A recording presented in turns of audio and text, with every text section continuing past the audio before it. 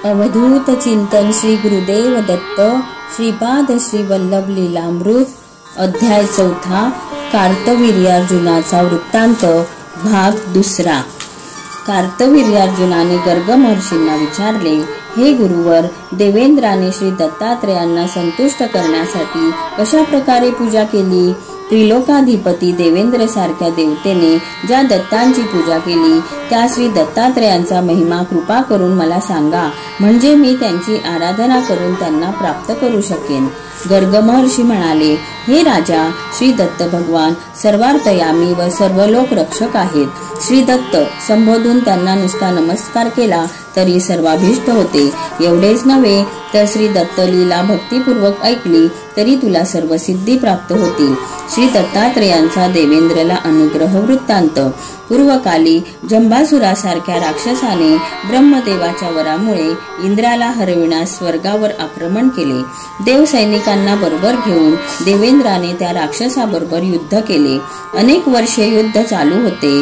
दैव देवतांना प्रतिकूल झाले, त्यामुळे ब्रह्माने दिलेल्या वरदानानुसार जंबासुराने इंद्रादी सर्व देवतांचा पराभव केला। सर्व देवतांचा पिता ब्रह्मदेवाला इंद्राने विचारले, हे पिताश्री, जंबासुराकडून आम्ही पराभूत झालो आहोत, आम्हाला आमचे स्वर्गलोक पुन्हा कसे प्राप्त होईल? ब्रह्मदेव देवेंद्राला म्हणाले, हे देवेंद्रा, सर्व देवाधिदेव श्री दत्तात्रेयांची सेवा करून त्यांचा अनुग्रह मिळाल्यावर जंबासुराचा पराभव करून तू स्वर्गलोकाची पुन्हा प्राप्ती करून घेऊ शकतो। हे देवेंद्रा, सर्व देवतांना घेऊन दत्त प्रभूंकडे जाशील त्यावेळी श्री दत्तात्रेय दिगंबर होऊन मांडीवर दिगंबर स्त्री रूपाला बसवून मधुपान करीत आहेत असे दर्शन देतील, असे बृहस्पतींनी इंद्राला सांगितले।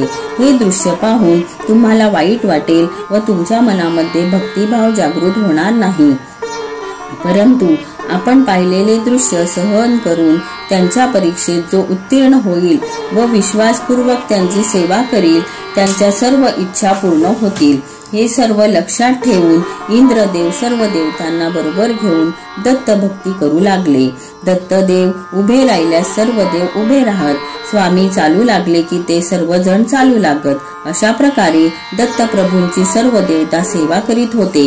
या प्रकारे अनेक दिवसांपर्यंत भक्तांची परीक्षा घेऊन श्री दत्त भगवान सगळ्या देवतांना म्हणाले, हे देवतांनो, आपण कोणत्या इच्छेने माझी सेवा करीत आहात? आपली समस्या जर आपण मला निवेदन केली तर मी आपणास काही मार्ग सुचवू शकतो। सर्व देवतांनी श्री दत्तात्रेयांच्यावर भक्ती व श्रद्धा ठेवून विनयाने अशी प्रार्थना केली, हे सर्व लोक शरण्या दत्तप्रभू, आपण काय जाणू शकत नाही, आपण सर्वज्ञ आहात। जंबासूर राक्षसाने ब्रह्मदेवापासून वरदान घेऊन आपल्या असुरांसह अकारण आमच्या बरोबर युद्ध केले। सर्व इंद्रलोक, सर्व यज्ञ संपत्ती व सर्व धन संपत्ती हरण करून आम्हाला निराधार केले। आता आपणच आमचे पालन करता रक्षण करता आहात। आपला अनुग्रह आमच्यावर आहे, त्यामुळे आमचे सर्व भलेच होईल। श्री दत्त प्रभूंनी सर्व देवतांची प्रार्थना ऐकून देवतांनाच उलट प्रश्न केला, हे देवता, आपल्याला माझी परिस्थिती माहीतच आहे। स्त्री लोलूप व मदिरा पान करणाऱ्या व्यसनी असमर्थ दिगंबर माणसाकडून आपल्याला काय सुख मिळू शकेल बरे? देवता म्हणाले, हे जगतपालक श्री दत्तात्रेय, तुम्ही साऱ्या जगाचे पालन करता आहात, आपण आपल्या ठिकाणी बरोबर आहात। तुम्ही लीला विनोद करणारे आहात, निष्पापी आहात, साऱ्या जगाला ज्ञान देणारे आपण ज्ञानज्योती आहात। आपण आमची परीक्षा घेत आहात असे वाटते, अन्यथा आपल्या अनुग्रहामुळे सर्व जगाला सद्गती कशी प्राप्त होईल बरे? जगामध्ये सूर्यदेव आपले किरण सद्ब्राह्मण, चांडाळ, परमपवित्र गंगा आणि दुर्गंधील्या नाल्यांमध्ये सारख्याच भावनेने पसरवितात। आपण पाप पुण्याचे फल घेत नाही, आपले तत्व आचरणीय व पाप पुण्याच्या अतीत आहे, आपणच आमचा उद्धार करू शकता, अशी प्रार्थना सर्व देवांनी वारंवार केली। श्री दत्त भगवान म्हणाले, हे देवतांनो, तुम्ही माझ्या शब्दाला मान देणार असाल तर मी सांगतो त्याप्रमाणे करा। सर्व राक्षसांना युद्धासाठी ललकारून काहीही करून सर्व राक्षस इथे येतील असे प्रयोजन करा, राहिलेले काम मी पूर्ण करीन। श्री दत्तात्रेयांच्या आदेशानुसार देवतांनी देवतांनी एक व्यूहरचना केली. सर्व राक्षसांना युद्धासाठी ललकारले. देव व दानव यांच्यामध्ये घनघोर युद्ध सुरू झाले.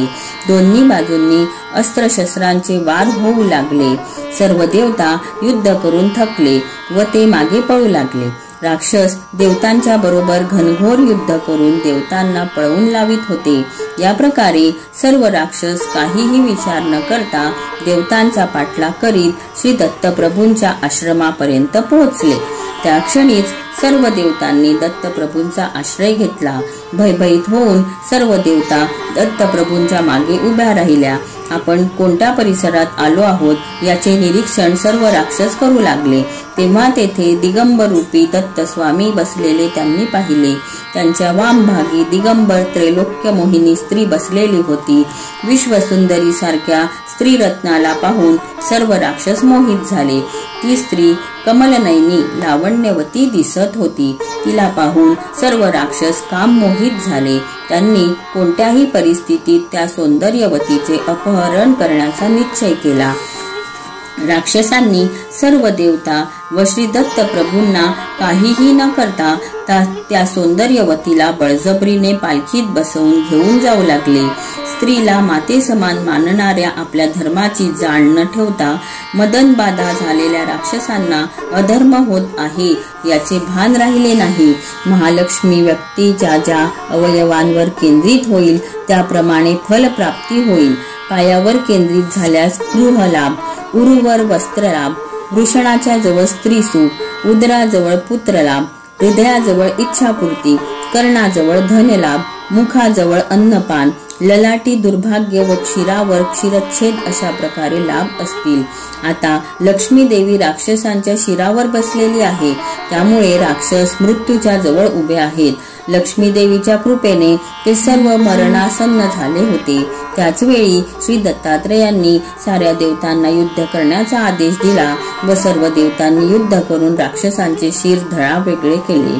सर्व देवतांनी खूप आनंद व्यक्त केला व श्री लक्ष्मी देवी आपल्या स्थानी दत्तप्रभूंजवळ परत आली.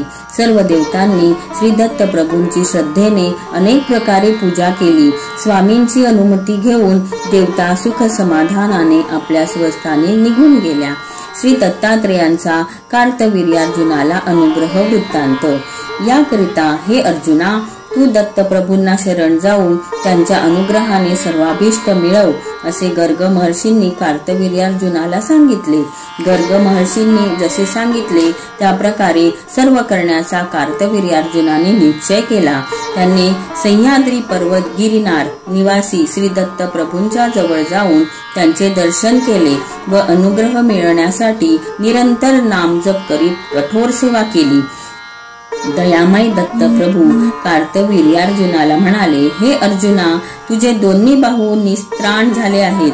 तू त्यावर उपाय न करता असाच राहिलास तर थोड्याच दिवसात तुझा मृत्यू होईल. तू या ठिकाणी राहणे उचित नाही. अशा अस्वच्छ जागेत राहून व माझ्यासारख्या दिगंबर व्यसनाधीन व पापी माणसाच्या स्पर्शाने तुझे दोन्ही बाहू निस्त्राण झाले आहेत.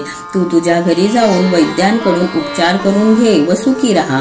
कार्तवीर्यार्जुन दत्तप्रभूंना म्हणाला, हे देवाधिदेव महानुभवा, दयासागरा, या जगात आपणास ज्ञात नाही अशी गोष्टच नाही. आपण सर्वार्थयामी आहात. आपण सर्वोत्तम आहात. सर्व पापांचे हरण करणारे व परमपावन आहात.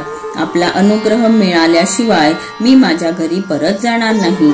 असे म्हणून दत्तप्रभूंचे स्मरण करून त्यांच्या चरणावर आपले डोके ठेवले व त्यांचे चरण घट्ट पकडून रडत रडत आपल्या अश्रूंनी चरणाभिषेक केला. दत्तप्रभू त्याची भक्ती पाहून संतुष्ट झाले व म्हणाले, हे अर्जुन, निर्मल मनाने निस्वार्थ बुद्धीने जो माझी भक्ती करतो त्याला मी अनुग्रहित करतो. स्वार्थी व दृष्ट लोकांना शिक्षा देतो. आपली भक्ती, श्रद्धा व विनय पाहून माझे हृदय सद्गतीत झाले आहे. तुला जे वरदान पाहिजे ते माग, मी तुला ते देईन. कार्तवीर्यार्जुनाने दत्तप्रभूंना या प्रकारे वरदान मागितले. हे देवदेवा श्री दत्तप्रभू, माझ्यावर आपला निरंतर अनुग्रह असावा. प्रजा पालनार्थ धनसंपत्ती आणि धर्माचरण मिळावे। निरंतर आपल्याला जाणून घेण्यासाठी ज्ञान, ज्यावेळी मी इच्छा करेन त्यावेळेस मला इच्छित रूप प्राप्त व्हावे। मी जिथे जाण्याची इच्छा करेन त्या ठिकाणी जाण्याचे शक्ती सामर्थ्य मला प्राप्त व्हावे। आकाश, अग्नी, पाणी, हवा व पृथ्वीवर मला अनुकूलता लाभो। या ब्रह्मांडाच्या 14 लोकांमध्ये मला जिथे पाहिजे तिथे भ्रमण करण्याचे सामर्थ्य लाभो। जे माझे स्मरण करतील त्याचे धन अक्षय होईल। समोरच्या व्यक्तीचे मनातील अंतरंगाचे सामर्थ्य मला प्राप्त होईल। ज्या व्यक्तीच्या धनाचे अपहरण झाले आहे ते त्याने माझे स्मरण करताच परत मिळेल। आपल्यावर माझी भक्ती अशीच टिकून राहो। माझे जीवन सर्व काळ आपल्या सेवेत व प्रजेच्या सेवेत राहावे। मला दीर्घ आयुष्य लाभो। भूलोक साम्राज्याचे दीर्घकाळपर्यंत मी पालन करू शकेन व पराक्रमी वीराप्रमाणे माझे मरण हो। तदनंतर श्री दत्तप्रभूंनी कार्तवीर्यार्जुनाला त्याने मागितल्याप्रमाणे वरदान देऊन ते अंतर्धान पावले। कार्तवीर्यार्जुन महिष्मतीपूरला गेला। तिथे गर्ग महर्षींनी कार्तवीर्यार्जुनाचा राज्याभिषेक केला। अन्य सर्व महर्षींचा आशीर्वाद घेऊन त्याने आपल्या राज्यात कडक अनुशासन लागू केले। आजपासून माझ्या व्यतिरिक्त या भूमंडळात कोणीही अस्त्रशस्त्र बाळगू नये। जो बाळगेल त्याला चोर आणि परहिंसा करणारा समजून त्याचा वध केला जाईल अशी घोषणा त्याने केली। या प्रकारे कार्तवीर्यार्जुन भूमंडलाधिपती, क्षेत्रपालक, ग्रामपालक, ब्राह्मण व ऋषीमुनींचे रक्षण करणारा, जनतेच्या संपत्तीचे रक्षण करणारा चक्रवर्ती झाला। साऱ्या प्रजेला त्याचा अभिमानच वाटू लागला। चोर, क्रूर प्राणी, अग्नी, शत्रू आणि दुष्ट लोक कार्तवीर्यार्जुनाला घाबरून सद्वर्तन करू लागले। जी व्यक्ती त्रासात आहे व कार्तवीर्यार्जुनाला स्मरण करील तो आपल्या योगशक्तीने त्याच्याकडे जाऊन त्याचे संकटमोचन करीत असे। कार्तवीर्यार्जुन श्री दत्तदेवांचे स्मरण केल्यामुळे अनेक रूप धारण करीत असे। गावात अनेक, घरात अनेक व्यक्तींच्या जवळ राहून त्यांचे रक्षण करीत असे। अशा प्रकारे या धर्तीवर 80,000 वर्षापर्यंत त्याने राज्य केले। सूर्यासारखे सहस्त्र किरण, सहस्त्र बाहू कार्तवीर्यार्जुनाने श्री दत्त कृपेच्या अनुग्रहाने सर्व भूमंडलाचे पालन केले। श्री दत्त प्रभूंनी कार्तवीर्यार्जुनाला माघ कृष्णाष्टमीच्या दिवशी वरदान दिले। याच दिवशी त्याने व सर्व भूमंडलातील प्रजेने उपवास करून श्री दत्त व्रताचे आचरण केले। श्री दत्त व्रताचे प्रत्येक वर्षी यथाविधी आचरण करून सर्व सुख समृद्धी प्राप्त करून घेतली। श्री दत्त प्रभूंचा अनुग्रह मिळवणारी सामान्य व्यक्ती सुद्धा महायोगी होऊ शकेल। स्मर्तुगामी श्री दत्त प्रभू कलियुगात पिठिकापुरात भक्तांचा उद्धार करण्यासाठी दिव्य अवतारात प्रकट झाले व अनेक लीला लोकांना दाखवून लोकांचे कल्याण केले असे श्री काशीनाथ पंडितांनी देवरायला सांगितले। हा अध्याय भक्ती श्रद्धापूर्वक पारायण किंवा श्रवण करणाऱ्यास नष्ट द्रव्य लाभ, सुख, संतोष मिळेल। श्रीपाद श्री वल्लभ लीलामृतातील चतुर्थाध्यायात श्रीपादजींच्या दिव्य महिमांतर्गत कार्तवीर्यार्जुन अनुग्रह वृत्तांत संपूर्णम। श्रीपाद राजम शरणम प्रपद्ये। दिगंबरा दिगंबरा श्रीपाद वल्लभ दिगंबरा।